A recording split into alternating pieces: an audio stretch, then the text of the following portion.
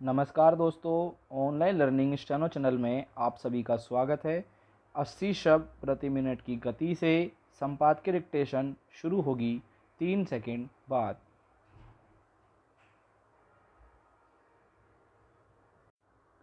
Start. अक्सर देश की अर्थव्यवस्था के चमकते आंकड़ों के बूते भारत के एक विकसित देश की श्रेणी में खड़ा होने की और बढ़ने की खबरें आती हैं, मगर इसके समांतर ऐसी खबरों पर हैरानी होती है कि भारत दुनिया के उन 5 देशों में है जहां सबसे ज़्यादा तादाद में लोग बेहद गरीबी में अपनी जिंदगी गुजार रहे हैं। गौरतलब है कि संयुक्त राष्ट्र की एक ताज़ा रिपोर्ट में देश में गरीबी की तस्वीर फिर एक जटिल दुष्चक्र के रूप में सामने आई है। संयुक्त राष्ट्र विकास कार्यक्रम और ऑक्सफोर्ड विश्वविद्यालय के ऑक्सफोर्ड गरीबी एवं मानव विकास पहल की ओर से तैयार इस रिपोर्ट में कहा गया है कि दुनिया भर में 1 अरब से ज़्यादा लोग घोर गरीबी का सामना कर रहे हैं। इनमें से 40% लोग युद्ध या किसी अन्य वजहों से नाजुक स्थिति में या फिर वैसे देशों में रह रहे हैं जहां हमेशा ही हिंसा या अराजकता की आशंका बनी रहती है।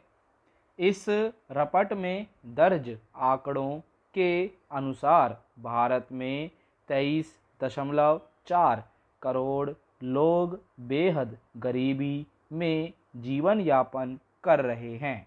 पैरा।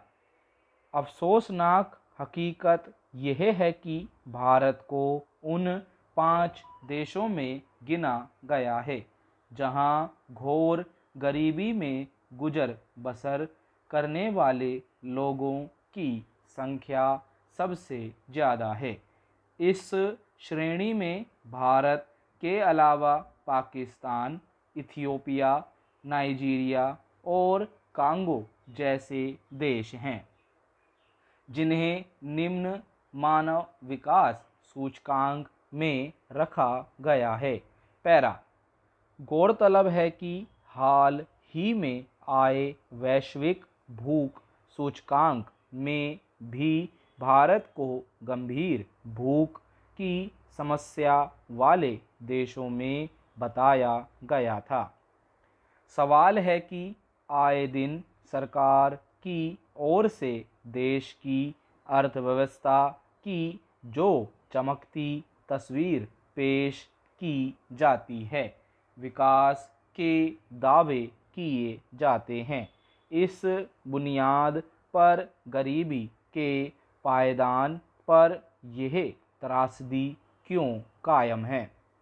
एक और सरकार यह कहती है कि देश के 80 करोड़ से ज़्यादा गरीब लोगों को पेट भरने के लिए मुफ्त अनाज मुहैया कराया जा रहा है, तो दूसरी ओर अगले कुछ दशक में विकसित भारत बनाने का दावा भी किया जा रहा है। अगर भारत की स्थिति अभी भी गरीबी की कसौटी पर सबसे निचले पायदान पर खड़े देशों के समकक्ष या इसके आसपास है, तो वे कौन से आधार हैं जिनके बूते भारत को विकसित देशों की श्रेणी में खड़ा करने का दावा किया जा रहा है? संयुक्त राष्ट्र की रिपोर्ट में एक अहम बात यह भी दर्ज की गई है कि 83% से ज़्यादा गरीब लोग ग्रामीण इलाकों में रहते हैं। स्टॉप।